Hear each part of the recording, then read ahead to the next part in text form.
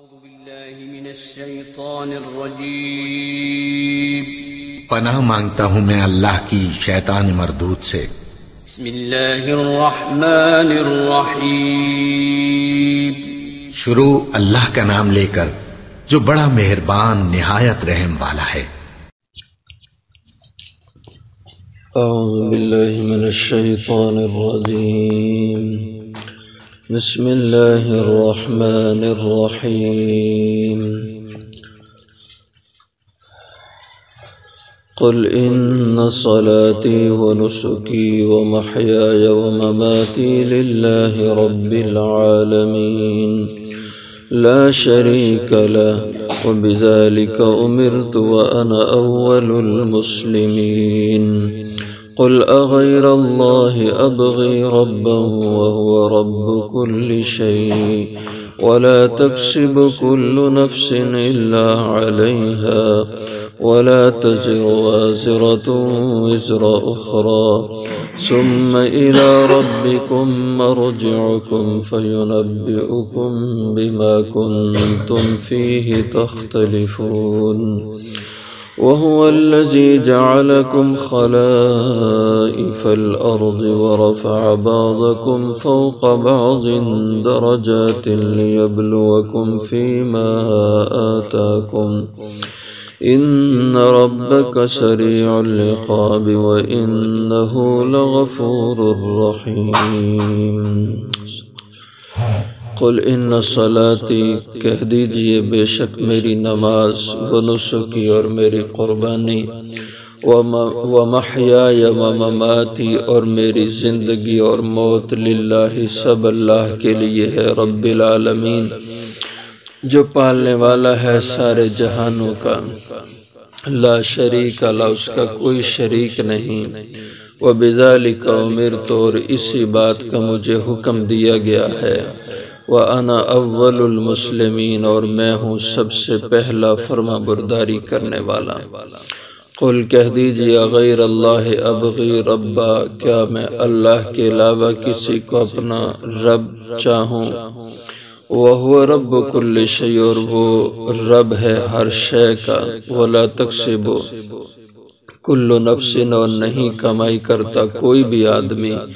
الا علیہا مگر اس کا وبال اسی پہ ہے ولا تزر وازرۃ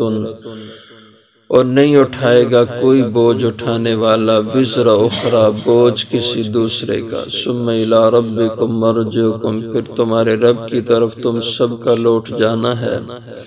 فینبئکم پھر وہ تمہیں خبر دے گا بما کنتم فیہ تختلفون اس کی جو کچھ کہ تم اس میں اختلاف کرتے رہے وَهُوَ الَّذِي اور وہ اللہ وہ ذات ہے جعلکم جس نے تمہیں بنایا خلائف الارض زمین میں جانشین نائب ورفع بعضکم اور بلند کیا تمہارے بعض کو فوق بعض بعض پر درجات درجوں کے لحاظ سے لیبلوکم تاکہ تمہیں آزمائے فیما آتاکم اس بارے میں جو اس نے تمہیں دیا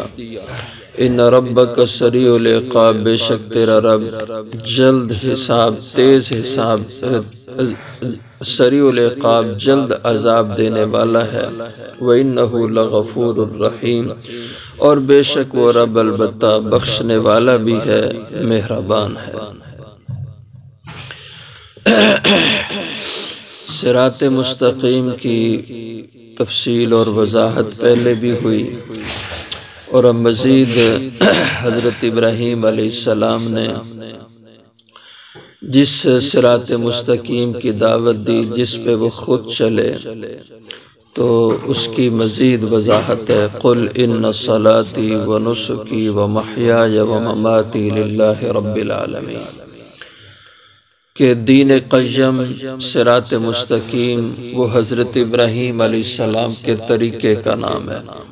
اور ابراہیم علیہ السلام کا طریقہ کیا تھا کہ وَمَا كَانَ مِنَ الْمُشْرِكِينَ وہ شرک کرنے والوں سے نہیں تھے اس لیے شرک کی کوئی بھی صورت فرمایا کہ وہ کسی کی زندگی میں نہیں ہونا چاہیے قل ان صلاتی کہہ دیجئے بے شک میری نماز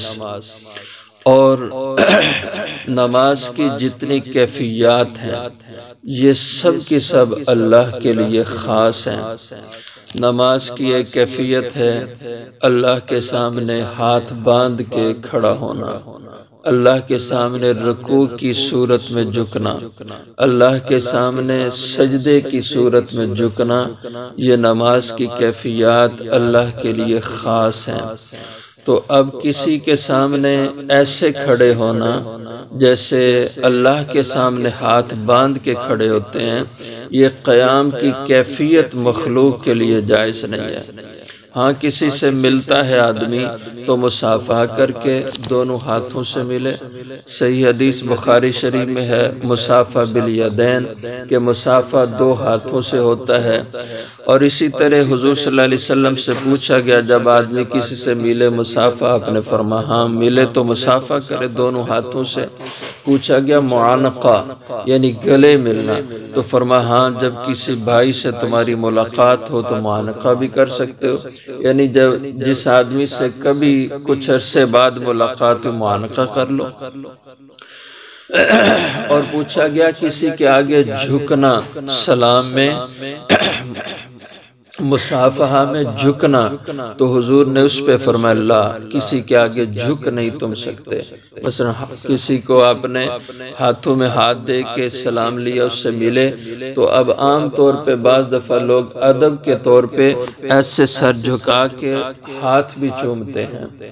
تو اس طرح فرمایا اللہ اس طرح جھکنا نہیں ہے کیونکہ یہ اللہ کو ادا پسند نہیں ہے۔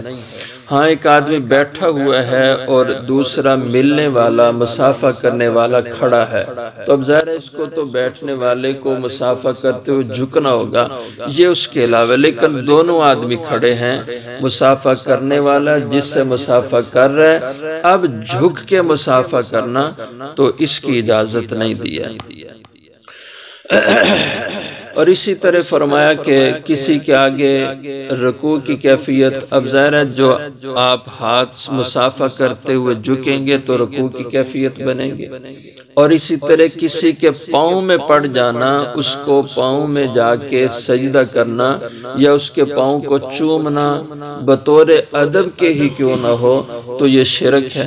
کیونکہ یہ سجدے کی کیفیت بن گئی۔ تو نماز کی کوئی کیفیت، ہاتھ باندھ کے کھڑے ہونے کی، رکوع کی کیفیت، سجدے کی کیفیت، فرمایا یہ سب اللہ کے لیے، اللہ کے سوا کسی کے لیے جائز نہیں۔ ان صلاتی، بے شک میری نماز اور نماز کی کیفیات ادائیں، ونسکی اور میری قربانی، قربانی بھی صرف اللہ کی ذات کے لیے خاص ہے، تو اللہ کے علاوہ کسی کے نام پہ قربانی دینا، کسی کے نام پہ جانور کا نذرانہ دینا اس خیال سے کہ یہ جس روح کی خاطر وہ یہ نذرانہ جانور کا دے رہا ہے، جس ہستی کے لیے یہ جانور کو نظر کے طور پہ پیش کر رہا ہے، خیال یہ ہے کہ وہ میرا کام بنا دیں گے، اس سے میرا مسئلہ حل ہو جائے گا، اور اگر میں نے یہ نہ دیا تو میرا مسئلہ اٹکا رہے گا۔ یہ شرک ہے اور یہ غیر اللہ کے لیے قربانی ہے۔ تو نسکی، میری قربانی کی ساری ادائیں یہ بھی اللہ کے لیے خاص، ومحیایا ومماتی، میری زندگی اور موت کا مقصد صرف اور صرف للہ، اللہ کی رضا اور اس کی رضا کے کام کرنا ہے۔ رب العالمین، جو اللہ ساری جہانوں کا رب ہے، پالنے والا ہے، لا شریک لہ، اس رب کا کوئی اور شریک، حصے دار، ساجی نہیں، اس کا برابر نہیں۔ وبذالک امرت،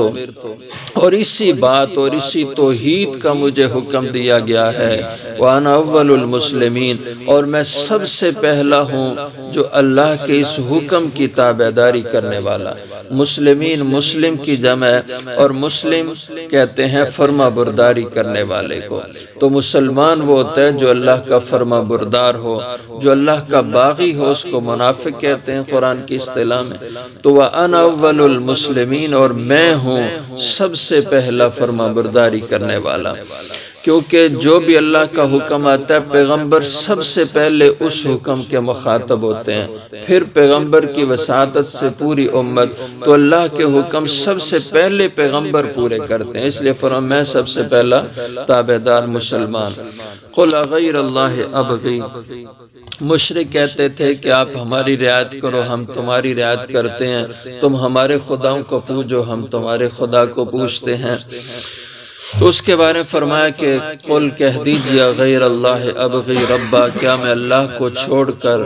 اللہ کے غیروں کو اپنا رب بناؤں، وہو رب کل شیء، حالانکہ وہ اللہ تو سب کا رب ہے، ہر چیز کا وہی رب ہے، ولا تکسب کل نفس الا علیہا، ہاں البتہ اگر کوئی بات نہیں مانتا، اپنے راہ و رسم پہ چلتا ہے، اللہ کے حکموں پہ نہیں چلتا، تو ولا تکسب کل نفس، نہیں کمائی کرتا برائی کی گناہ کی کوئی بھی آدمی، الا علیہا، مگر اس کا وبال اسی پہ پڑے گا۔ وَلَا تَزِرُ وَازِرَةٌ وِزْرَ أُخْرَى، ایک موقع پر ولید ابن مغیرہ نے کہا حضور صلی اللہ علیہ وسلم سے مخاطب ہو کر کے تم ہمارے دین پہ چلو، تمہارے گناہوں کا جو کچھ بھی اس پہ اگر تمہیں وبال بھی آیا تو میں اس بوجھ کو اٹھا لوں گا، میں اس کا ذمہ دار ہوں۔ تو اللہ نے فرمایا وَلَا تَزِرُ وَازِرَةٌ وِزْرَ أُخْرَى، نہیں اٹھائے گا کوئی بوجھ اٹھانے والا کسی دوسرے کا بوجھ، ہر اپنا بوجھ اٹھائے گا اور جو کچھ کیا اس کو خود بھگتے گا، کوئی کسی کا بوجھ اٹھانے والا نہیں ہے۔ ہاں اگر آپ کسی کو گناہ کی راہ پہ چلاتے ہیں تو اب جو آپ کے کہنے پہ گناہ کی راہ پہ چلا اس کو بھی گناہ ہوگا، اور آپ نے جو اس کو غلط گائیڈ کیا آپ کو بھی گناہ ہے، کیونکہ یہ غلط گائیڈ کرنا خود جرم ہے، تو یہ خود انسان گناہ کر رہا ہے اور اس کا وبال خود بھگتے گا۔ کسی کو آپ نیکی کی بات بتاتے ہیں، اچھائی بھلائی کی تعلیم دیتے ہیں، تو اس کو پورا کرنے والا عمل کرنے والا وہ بھی اجر پائے گا، اور جو آپ نے اس کو نیکی کی تعلیم دی آپ کو بھی اجر ملے گا، کیونکہ یہ آپ کا اپنا عمل بھی ہے، دوسرے کی خیر خواہی بھی ہے، اپنا عمل بھی ہے، اس لیے یہ کوئی کسی دوسرے کا بوجھ اٹھانا یہ اس زمرے میں نہیں آتا۔ ثم الی ربکم مرجعکم، پھر تمہیں اپنے رب کی طرف سب کو لوٹ جانا ہے، فینبئکم، پھر وہ تمہیں بتلائے گا، یعنی تمہیں سزا دے گا، بما کنتم فیہ تختلفون، اس کی جو تم دنیا میں حق میں اور ہدایت کے اندر جو تم اختلاف کرتے تھے۔ وہو الذی جعلکم خلائف الارض، اور وہ اللہ کی ذات ہے جس نے تمہیں زمین میں نائب اور جانشین پچھلوں کا بنایا، تمہارے باپ دادا پہلے اس زمین پہ آباد تھے، وہ دنیا سے چلے گئے، اب تم ہو، تم بھی چلے جاؤ گے اور تمہارے بعد پھر تمہاری نسلیں آئیں گی۔ وَرَفَعَ بَعْضَكُمْ فَوْقَ بَعْضٍ دَرَجَاتٍ، ہاں البتہ بلند کیا تمہارے بعض کو بعض پر درجوں کے لحاظ سے، یعنی کچھ حیثیتوں میں بعض کو بہتر حیثیت میں رکھا، بعض کو اس سے کم تر حیثیت میں، شکل صورت میں، قد کاٹ کے اندر، اور اسی طرح عمل کی صورت میں کسی کے زبان اچھی ہے، گفتار اچھی ہے، عمل اچھا ہے، کسی کا برا ہے، اور یہ مختلف جو انسان کی زندگی کے اندر صلاحیتیں اور اس میں قابلیتیں ہیں، شکل صورت کردار، یہ ساری چیزیں یہ اس سے مراد ہیں کہ وَرَفَعَ بَعْضَكُمْ فَوْقَ بَعْضٍ دَرَجَاتٍ لِيَبْلُوَكُمْ فِي مَا آتَاكُمْ، تاکہ اللہ اس بابت تمہاری آزمائش کریں، تمہارا امتحان لیں، فیما آتاکم، اس میں جو اس نے تمہیں دیا ہے، کہ اللہ نے ایک شخص کو بہت سی نعمتوں سے نوازا ہے، اب اللہ دیکھنا چاہتے ہیں، آزمانا چاہتے ہیں کیا ان پر اللہ یہ بندہ اپنے رب کا شکر گزار ہوتا ہے یا نہ شکرہ بنتا ہے۔ کسی کو اگر اللہ نے کم دیا ہے تو اللہ آزماتے ہیں کیا اس میں یہ بندہ قناعت کرتا ہے، صابر رہتا ہے اپنے رب کے اس فیصلے پر یا رب پہ شکوے کرتا ہے، تو یہ آزمائش ہے ہر انسان کی جس حیثیت میں بھی اللہ نے اس کو رکھا۔ ان ربک سریع العقاب، ہاں جو تیرے رب کی نہ مانے اور اس کے حکموں پہ سرکشی کرے، اس کے قرآنی تعلیمات سے روگردانی کرے، تو بے شک تیرا رب سریع العقاب، بہت جلد عذاب بھی دینے والا ہے، عذاب دینے میں بھی تیز ہے کہ بہت سخت قسم کی گرفت کرنے والا ہے۔ وَإِنَّهُ لَغَفُورٌ الرحیم، ہاں جو توبہ استغفار کر لے تو بے شک وہ رب البتہ بہت بخشنے والا ہے،